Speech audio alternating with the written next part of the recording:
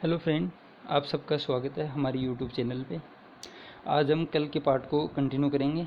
कल हमने KVS PRT model paper में सेट ए से मैथ को सोल्व किया था। आज हम सेट बी को सोल्व करेंगे। अगर आपके पास ये टेस्ट नहीं है तो इनका लिंक मेरे डिस्क्रिप्शन में मिल जाएगा, आप वहाँ से डाउनलोड कर सकते हैं। चलो सोल्व करते हैं। पहला क्वेश्चन है, किसी शून्येतर संख्या p/q का व्युत्क्रम जहाँ p और q पूर्णांक हैं और q नॉट इक्वल टू 0 है। अब सबसे पहले तो हमें ये पता होना चाहिए p/q होती कौन सी संख्या है। p/q परिमेय संख्या होती है जिसमें q हमेशा नॉट इक्वल टू 0 होता है। अब व्युत्क्रम का अर्थ हमें पता होना चाहिए। व्युत्क्रम मतलब इसको उल्टा करना है, उल्टा, सिंपल भाषा में कहे तो उल्टा करना है। p/q का उल्टा क्या हो जाएगा, q/p। तो इसमें ऑप्शन नंबर 4 राइट हो जाएगा। अब इसमें पाई चार्ट दिया हुआ नहीं है तो तीसरे क्वेश्चन को देखते हैं हम। 23 के घन में इकाई का अंक होगा। अब सबसे पहले हमें ये पता होना चाहिए कि घन कहते किसे हैं। घन का मतलब है वही संख्या 3 बार, उस संख्या को आपस में 3 बार गुना करना है हमें। जैसे 1 गुना 1 गुना 1 बराबर 1, ऐसे ही 2 गुना 2 गुना 2 बराबर 8, ऐसे ही 3 का घन हो जाएगा 27, 4 का हो जाएगा 64, 5 का हो जाएगा 125, 6 का हो जाएगा 216, 7 का 343, 8 का 512, 9 का 743 और 10 का 1000। मतलब आपको कम से कम 1 से 10 तक तो याद होने ही चाहिए जिससे हम प्रश्न को आसानी से कर सकें। अब देख लो 23 है, 23 के घन में इकाई का अंक क्या होगा, तो 3, 3 का घन 27 है। ऐसे किसी भी संख्या, मतलब कोई भी संख्या हो, 23 हो, 33 हो, 333 हो, कितनी भी बड़ी संख्या हो, अगर उसमें इकाई का अंक 3 है तो उसके घन में इकाई का अंक हमेशा 7 ही आएगा। अतः इसका आंसर हो जाएगा 7।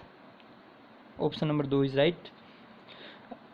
अब इससे अगले वाला क्वेश्चन है, 8x - 3 बराबर 25 + 17x में अक्स होगा।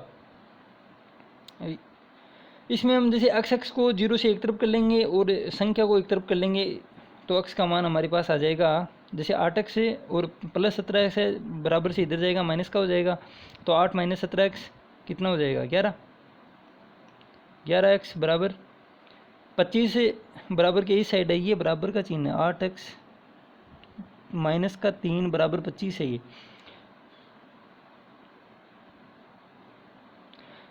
8x से अब ये 25 है, इधर जाएगा 3 तो ये प्लस का 28 हो जाएगा, प्लस का 28 और ये है माइनस का 11x। तो x बराबर क्या हो जाएगा, माइनस का 18/11, 28/11।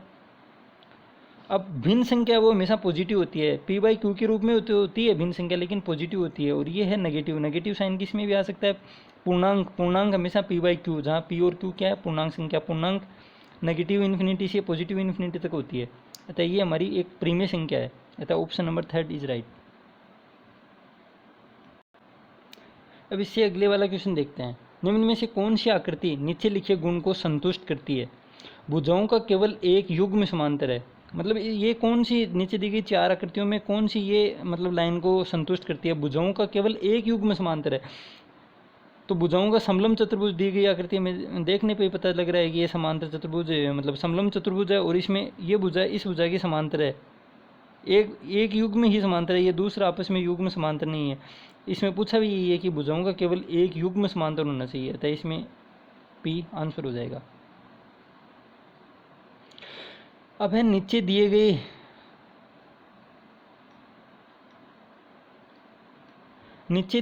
ABCD समलम में कोण डी की माप होगी। इसमें हमें कोण डी को ज्ञात करना है, कोण डी को, ये कोण। अब हमें ये पता होना चाहिए कि समलम चतुर्भुज में ये देखिए ये दोनों भुजाएं AB और CD आपस में क्या है, समांतर है। AB और CD समांतर है और इनको ये तिर्यक रेखा काट रही है।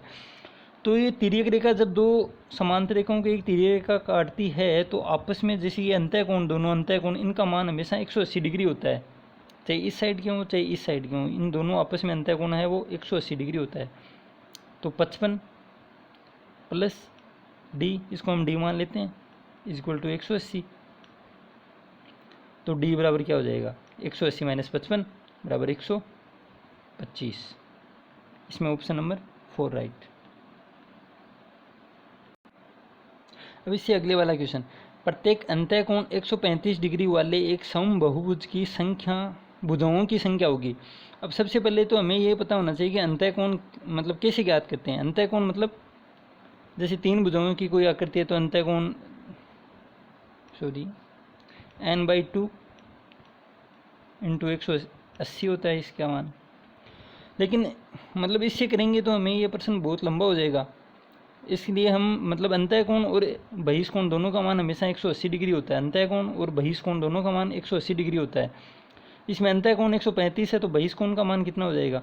180 - 135 कर लेंगे। 180 -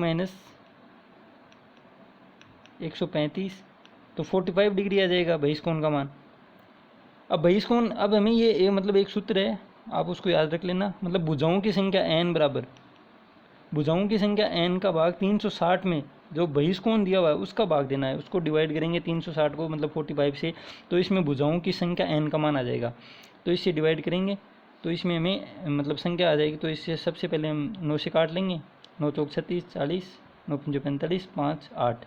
भुजाओं की संख्या 8, अतः ऑप्शन नंबर सी राइट हो जाएगा। अब अगला क्वेश्चन, यदि हम -3x² y² को x² y² में से घटाएं, मतलब इसमें ध्यान रखना है में से घटाएं, तो पहले आएगा x² y² माइनस अब -3x² y², minus minus plus हो जाएगा इसलिए ये आपस में जुड़ जाएंगे। 4x² y², option number 4। 24x² y² का एक अखंडनीय गुणनखंड, जिसको मतलब अखंडनीय का मतलब है जिसको और नहीं तोड़ा जा सके। अब ये मतलब बहुत साधारण है, अगर किसी थोड़ा सा भी दिमाग लगाएंगे तो ये प्रश्न हमसे मतलब बहुत सरल है।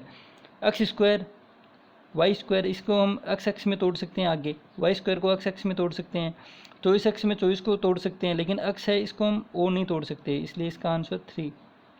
फिर है नेक्स्ट क्वेश्चन, यदि कोई शून्येतर पूर्णांक m तथा n ऋणात्मक पूर्णांक हैं तो x की पावर m मल्टीप्लाई x की पावर n बराबर होगा। अब आधार समान है दोनों में आधार x है तो इनके घातें आपस में जुड़ जाएंगे गुणा करने पर, तो x की power m plus n, x की पावर m प्लस n, ये ऑप्शन है। फिर अगला क्वेश्चन, -1/2 का घन होगा। अब घन पहले भी क्वेश्चन आया था, घन का मतलब है इसको 3 बार गुना करना है आपस में, मतलब -1/2 गुना -1/2 गुना -1/2। अब माइनस माइनस माइनस 3 बार गुना करेंगे तो minus minus plus, plus minus minus, मतलब ऑप्शन में माइनस तो आएगा ही आएगा। और दो को गुना करने पर 2 दूनी 4 दूनी 8, अतः 1/8, इसमें ऑप्शन हो जाएगा थर्ड राइट। फिर नेक्स्ट,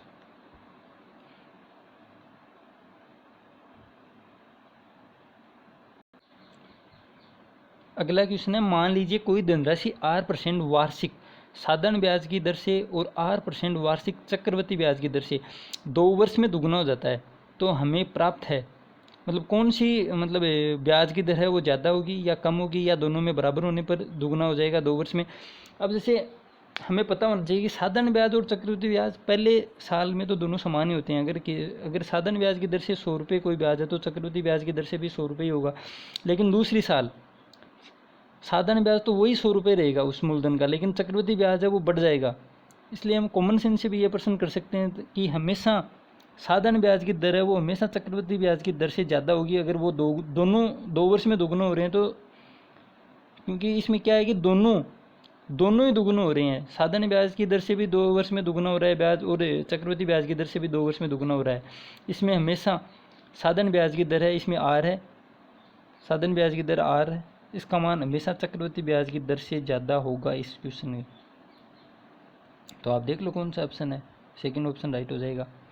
फिर 123 का क्वेश्चन, अब इसमें x और y प्रतिलोम समानुपात में है, जब x बराबर 10 है तब y बराबर 6 है, निम्न में से कौन x और y के संगत मानों का संभावित युग्म नहीं है। अब देखो इस प्रश्न में सबसे पहले तो हमें पता होना चाहिए कि प्रतिलोम समानुपात क्या होता है। प्रतिलोम समानुपात का मतलब है कि अगर हम एक संख्या को बढ़ाएंगे तो दूसरी संख्या उसी अनुपात में कम हो जाएगी। जैसे इसमें है x बराबर 10 और y बराबर है 6। अब मान लो 10 को मैं 10 से गुना करता हूँ तो 10 10 100 हो जाएगा, तो इससे 6 में क्या करना होगा, 10 का भाग देना पड़ेगा, मतलब आपस में प्रतिलोम है। एक को जितनी संख्या से गुना करेंगे y को उतनी संख्या से डिवाइड करना पड़ेगा। अब इसमें जैसे ये प्रश्न हम ऑप्शन से करेंगे तो बहुत सरल हो जाएगा। जैसे इसमें ऑप्शन एक है 12 और 6, 12 और 5। अब अक्स को किस संख्या से गुना करेंगे 12 आ जाएगा, तो अक्स को हम मान लो 1/1.2 से गुना करते हैं 1.2, तो इसमें अक्स का मान हो जाएगा 12। अब इसको 1.2 से गुना किया तो इसमें 1.2 का भाग देना पड़ेगा, 1.2 से भाग देंगे तो ये हो जाएगा 5, मतलब ये तो सही है। दूसरे में इसको मतलब 15 है, 15 बनाना है, एक्स को 15 बनाना है 10 से, तो इसको 1.5 से मल्टीप्लाई करेंगे तो ये 15 हो जाएगा। इसको 1.5 से मतलब डिवाइड करेंगे तो ये हो जाएगा 4। इसी प्रकार 25 है, 25 एक्स को 25 लाने के लिए 2.5 से मल्टीप्लाई करना पड़ेगा तो ये 25 आ जाएगा, और 6 को 2.5 से भाग देना पड़ेगा तो ये 2.4 आ जाएगा। इसी प्रकार हम 45, 10 को 45 लाने के लिए क्या करेंगे 4.5 से गुना करना पड़ेगा, तो 10 को 4.5 से गुना करेंगे तो ये 45 आ जाएगा। और अभी मतलब प्रतिलोम समानुपात में है तो इसको 4.5 से गुना किया तो 6 में 4.5 का भाग देना पड़ेगा, तो 6 में 4.5 का भाग देने पर 1.33 आता है, 1.33, और इसमें दिया है 1.3, इसलिए ऑप्शन नंबर 4 इसमें मतलब गलत है, ये संभावित युग्म नहीं है, इसकी जगह अगर 1.33 होता है तो ये भी राइट हो जाता।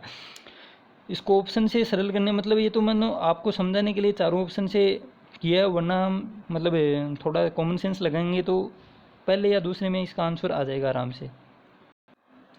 अब अगला क्वेश्चन है, यदि किसी घनाभ के एक ही बिंदु पर मिलने वाले फलकों के क्षेत्रफल 6 centimetre square, 15 centimetre square, 10 centimetre square है तो इस घनाभ का आयतन होगा। अब सबसे पहले तो हमें मतलब फलकों के क्षेत्रफल दिए हुए हैं, फलक मतलब एक्स वाई, मतलब एक फलक है एक्स वाई का मान हो जाएगा इसमें 6, फिर है वाई जेड का मान हो जाएगा 15, फिर है जेड एक्स का मान हो जाएगा 10। अब इस घनाभ का आयतन का फॉर्मूला क्या होता है, घनाभ का आयतन मतलब तीनों भुजाओं को आपस में गुना करना होता है, मतलब एक्स वाई जेड, और हमें मान क्या दे रखा है एक्स वाई का, वाई जेड का, जेड एक्स का। अब इन सबको हम गुना करेंगे तो क्या हो जाएगा एक्स स्क्वायर, जैसे एक्स और x square, y square, Z square, तो हम इन सबको गुना करके आपस में और अंडर रूट निकाल लेंगे, तो 15 से 90, 90 को 10 से गुना करेंगे 900, 900 का अंडर रूट क्या होता है 30, और यही हमको घन का आयतन ज्ञात करने के लिए एक्स वाई जेड का मान चाहिए, अतः 30 आ जाएगा, 30 सेंटीमीटर क्यूब। आयतन में हमेशा सेंटीमीटर क्यूब आता है इकाई। चलो अगला क्वेश्चन देखते हैं। अब अगला क्वेश्चन है, दो अंकों की एक संख्या एक्स वाई का व्यापक रूप होगा। अब वाई है इसमें इकाई में तो वाई आ जाएगा, और एक्स है इसमें दाई के ऊपर तो दाई की संख्या को हम 10 से मल्टीप्लाई करते हैं तो 10x प्लस वाई, इसमें ऑप्शन नंबर सेकंड राइट हो जाएगा। फिर अगला, किन्हीं दो अपरिमेय संख्याओं का गुणनफल होता है। अब अपरिमेय संख्या होती है कौन सी है, जैसे √2, √3, √5, ये अपरिमेय संख्याएं होती हैं, या आइटा, पाई, ई, ये सब अपरिमेय संख्या जिसका मान हमें मतलब पूर्ण ना प्राप्त हो। √2 वैसे कोई मान नहीं ज्ञात कर सकते। अब किन्हीं दो अपरिमेय संख्याओं का गुणनफल, अब √2 गुना, जैसे √2 को √2 से मल्टीप्लाई करते हैं हम, अपरिमेय संख्या हो गई दोनों, इसका गुणनफल क्या आ जाएगा 2 आ जाएगा, तो ये तो परिमेय संख्या हो गई। लेकिन हम अगर √2 को √3 से मल्टीप्लाई करते हैं तो √2 इंटू √3 हो जाएगा √6, और ये वापस अपरिमेय संख्या आ गई। मतलब दो अपरिमेय संख्याओं का गुणनफल परिमेय भी हो सकता है और अपरिमेय भी हो सकता है। ऑप्शन नंबर 4 इसमें राइट हो जाएगा। फिर आता है नेक्स्ट, √2 निम्नलिखित घात का एक बहुपद है। अब √2 मतलब कांस्टेंट पद दिया हुआ है हमें, अक्स की घात इसमें है क्या 0, और बहुपद में क्या होता है अक्स होता है, अक्स की घात अगर 1 है तो 1 घात का बहुपद हो जाएगा, अक्स की घात 3 है तो 3 घात का बहुपद, इसमें अक्स की घात 0 तो ये 0 घात का बहुपद है। Option number 2 is right. फिर नेक्स्ट,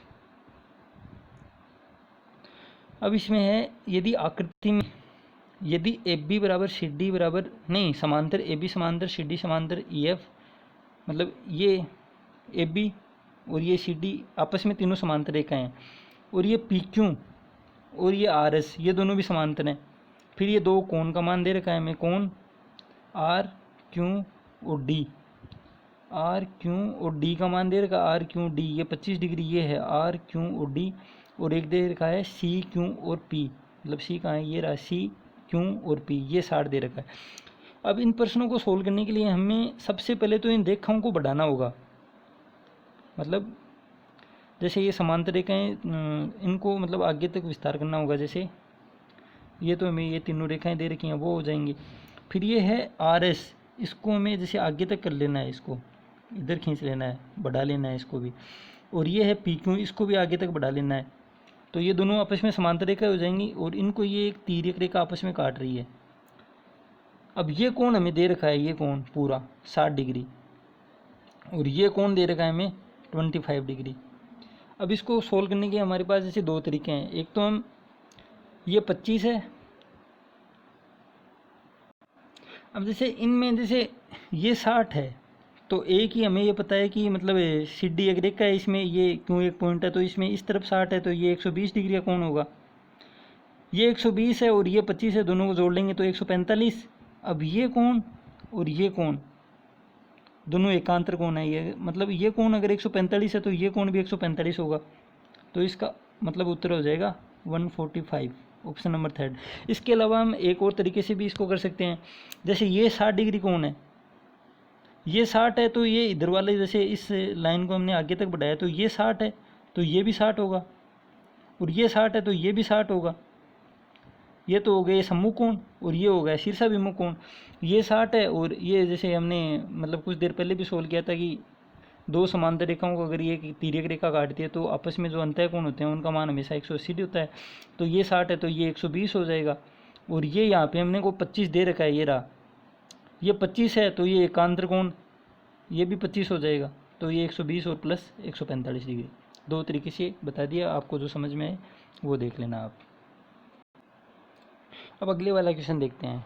दो त्रिभुज दे रखे हैं इसमें ABC और DEF में भुजा AB बराबर FD है, भुजा AB बराबर FD, कोण A बराबर कोण D है। तो दोनों त्रिभुज भुजा कोण भुजा नियम से सर्वांग होंगे, तो इनमें से कौन सा ऑप्शन राइट होगा। अब सबसे पहले तो भुजा कोण भुजा नियम में मतलब दो भुजा और उनके बीच का कोण है ना, वो आपस में समान होने चाहिए तभी सर्वांग होते हैं। इसमें हम ये नहीं ले सकते जैसे ये कोण हो गया और ये दोनों भुजा समान कर दी, या ये कोण हो गया और ये दोनों भुजा, नहीं। इसमें ये होता है कि दो भुजाएं और उनके बीच का कोण समान होना चाहिए। तो इसमें हमें दे रखा है AB बराबर FD, मतलब AB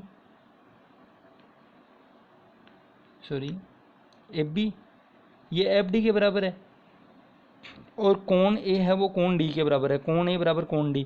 अब इसमें ये भुजा AC होना चाहिए DE के बराबर, मतलब AC बराबर DE,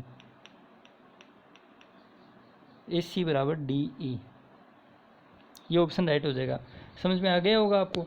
मतलब इसमें ये नहीं ले सकते आप, इसमें मतलब कोण D यहाँ पे है, कोण A है वो कोण D के बराबर है, तो हमने AC भुजा ली है। तो इसी प्रकार इसमें कोण A है, इसमें कोण D, ये दोनों आपस में बराबर हैं, तो D के आगे मतलब E लेना है, EF नहीं ले सकते हम। EF लेंगे तो इसमें तो मतलब भुजा ये दोनों भुजाएं हो जाएंगी और कोण ये बराबर हो जाएगा, तो इन दोनों के बीच में नहीं है ये कोण। अगर कोण F होता तो हम F ही भुजा ले लेते, लेकिन इसमें कोण D है वो कोण A के बराबर दे रखा है, इसलिए हम AB बराबर FD, ये भुजा बराबर होगी तो भुजा, और कोण A बराबर कोण D, तो ये कोण हो जाएगा दोनों में उभयनिष्ठ। फॉर ये DE भुजा इस AC के बराबर हो जाएगी, तो ये दोनों बराबर कंडीशन दे रखी है हमें ऑप्शन नंबर 2 में, तो यही उत्तर हो जाएगा। चलो अब देखते हैं लास्ट क्वेश्चन है आज के मॉडल पेपर में। इसमें दिया है कि एक त्रिभुज की भुजाओं के मध्य बिंदु किसी भी एक मतलब शीर्ष से मिला दें तो बनने वाला समांतर चतुर्भुज, इसका क्षेत्रफल बराबर होगा इस त्रिभुज में मतलब कितने भाग के बराबर इस चतुर्भुज का क्षेत्रफल बराबर होगा। तो अब इसको हम मतलब एक मारवाड़ी भाषा में बोल लें तो आड़ू तरीके से सोल्व करेंगे, क्योंकि बुकिश लैंग्वेज में तो ये किताबों में आपको दे रखा है। अब इसमें जैसे त्रिभुज ले लिया हमने ABC, अब इनकी भुजाओं के मध्य बिंदु AB भुजा का मध्य बिंदु है D, AC का है E और BC का है F, इनको आपस में मिला देंगे तो ये चतुर्भुज बन गया हमारा ADFE और E। ये हमारा ADFE एक समांतर चतुर्भुज बन गया। इसका क्षेत्रफल हमें पूछा है। अब हमें मतलब ये प्रॉपर्टी है 6ठी 7वीं बुक में आपको मिल जाएगी। जैसे ये मतलब इन भुजाओं को हम आपस में मिलाते हैं तो ये बनने वाला चार मतलब ये ABC त्रिभुज को ये 4 भागों में बांट देता है, मतलब याद रख लेना आप, और याद होगा भी आपको, ये 2 ये 3 और ये 4। अब इसमें मतलब हम कॉमन सेंस से भी कर सकते हैं कि ये समांतर चतुर्भुज में हमारे 2 भाग आ रहे हैं इस पूरे त्रिभुज के, 1 और 2। तो इस मतलब पूरा जो त्रिभुज होगा A B और C, इसमें हम आधा क्षेत्रफल है वो समांतर चतुर्भुज का होगा। तो समांतर चतुर्भुज ADFE का क्षेत्रफल बराबर 1/2 एरिया ऑफ ABC हो जाएगा इसका ऑप्शन। समझ में आ गया होगा आपको। मतलब जैसे ABC है त्रिभुज, इसमें हम मतलब दे रखा है कि मध्य बिंदु मिलाने हैं हर भुजा का, तो AB भुजा का मध्य बिंदु D और AC भुजा का E हो गया और BC का F हो गया, तो इन सबको हम मिलाएंगे तो ये मतलब तीन तीन, जैसे एक भाग ये हो गया, ये दूसरा हो गया, सॉरी 1 2 3 4 भागों में बराबर बराबर 4 भागों के त्रिभुजों में ये मतलब चेंज हो गया। अब इसमें समांतर चतुर्भुज में हमारे 2 भाग आ रहे हैं और पूरे त्रिभुज के अंदर हैं ये 4 भाग, तो समांतर चतुर्भुज का क्षेत्रफल हो जाएगा 4/2 एरिया ऑफ ABC, तो 1/2 इसका आंसर आ जाएगा, अतः 1/2। आपको समझ में आया होगा। चलो फिर भी ऑनलाइन में मोबाइल में वीडियो बनाने का एक्सपीरियंस नहीं है तो थोड़ी दिक्कत तो होती है, फिर भी मैंने मेरा पूरा प्रयास किया है समझाने का और उम्मीद भी है कि आपको समझ में आया होगा। चलो थैंक यू, मिलते हैं आगे नेक्स्ट वीडियो में।